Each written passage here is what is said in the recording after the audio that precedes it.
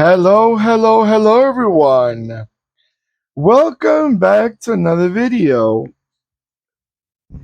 All right, everyone, let's see what I got for you right now.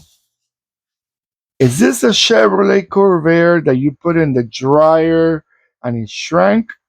No, it's not. Is this some type of weird concept car from the 60s? No, it's not. Well, let's give it a proper presentation. Let's see what I got for you right now.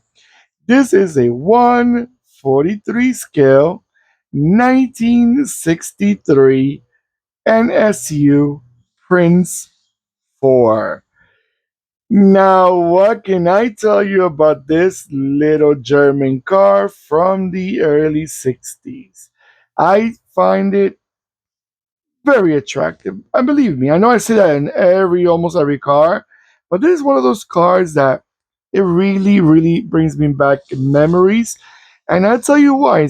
I used to see them a lot when I was in my younger years, because they used to be quite popular in my country, and I really found them truly cute. And I always remember there's a story behind this car, real quick. My mother used to tell me that when she was younger, and she was in the 20s, her uncle was about to buy her one of these cars for her to drive, but uh, first she had to get a license, and she didn't want to get a license, so she never got to drive one of these. But this would have been the car that my mother would have drove in her younger years before she married to my father. So that just little memories like that now you remember as an older folk, you remember things like that. It brings you back connections, even though it's not connected to me directly. It was connected to someone very close to me, obviously. But and plus, I remember seeing them quite often when I was younger. It was a car that I always liked the style. It's those cars that either you like them or you just do not like it at all.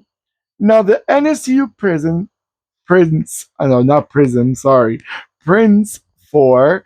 It was a model produced between 1961 till 1973.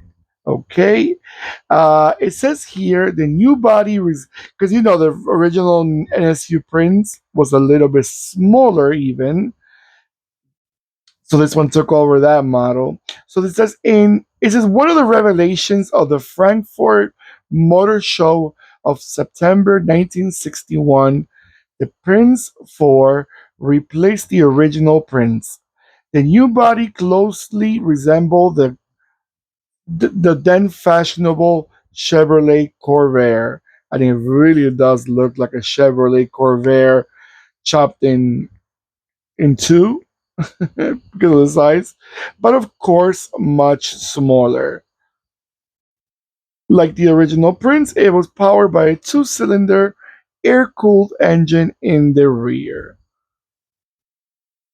I tell you this car, by the way, engines. So now that we talk about engines, it only had a 598 cc's two-cylinder. Okay, now if you complain about those little K cars, this was even smaller than the K car. I mean, engine wise. Transmissions, you only had a 4-speed manual, all synchro mesh. Not really sure what type of transmission is that, but it says here that in 1968, the British magazine Autocar road tested the Super Prince, and I'm sorry, the Super Prince. But before then, they also tested in 1962 the Prince 4, and they commented that how little the car had changed in the years from the regular Prince 4 to the Super Prince, giving praise to this model that was quite, you know, when it came out with the Super Prince, they didn't want to do a lot of changes because they felt this car was good enough.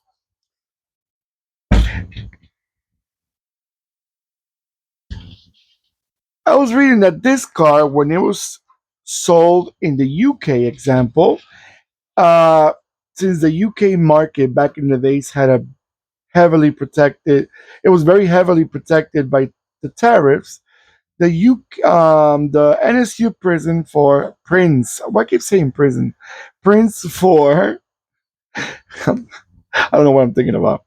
Uh, was retail a little bit higher than the Mini Cooper, even though the Mini Cooper had a bit of a bigger engine.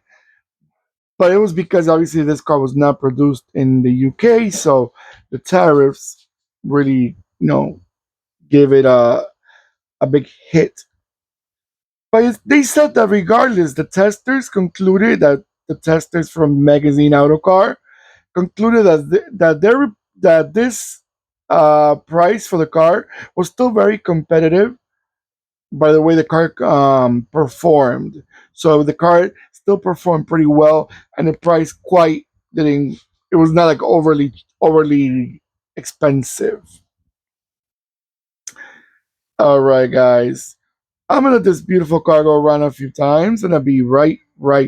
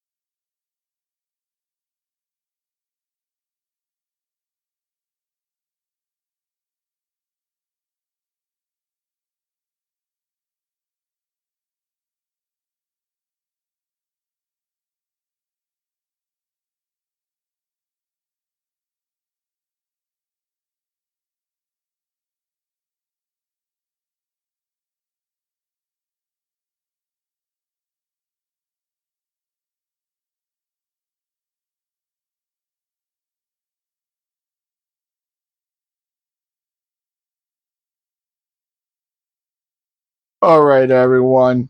So, what do you guys think about this nice looking NSU from back in the early to mid 60s?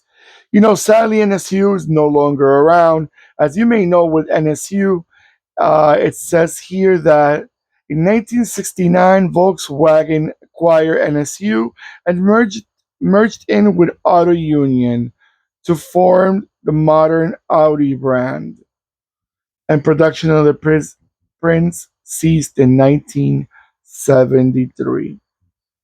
These are the type of brands that I miss. I mean, I didn't actually. I was not born in 1973. I was born a lot after, not a lot, but almost a decade before after. So it's not a car that I saw it when they were new, but I remember seeing them on the roads when I was young. So these are cars that I really liked, the brands that I really liked, and I wish. I mean, I wish they came back, but at the same time, it's hard to say that because when they come back, they're taken over by other countries, and it's not the same quality wise and what they used to be. So sometimes it's good to have good memories of the brand and leave them the way it is, and not bring them back and let them make a fool of themselves, like a few brands did already. Example, Datsun, when they came back not too long ago for a few years, they brought back two like little economy cars that were not sold everywhere, only in a few countries. But I read not too long ago that they not no longer is making them again. I guess they didn't do so well, and that's usually what happens when car brands come back. They don't perform the same way as they used to. All right, everyone. Don't forget to comment below what you guys remember about this car. Do you still see them around? Were they sold in your country? Did you like them? Yeah, and if you still see them, where you get to see them in a car show, museum. Don't forget to give me a beautiful thumbs up. Thank you so much. Truly appreciate. And don't forget to click and subscribe and click the bell next to the subscribe button that will remind you when I'm posting more videos. Take care of yourselves more than ever, and goodbye.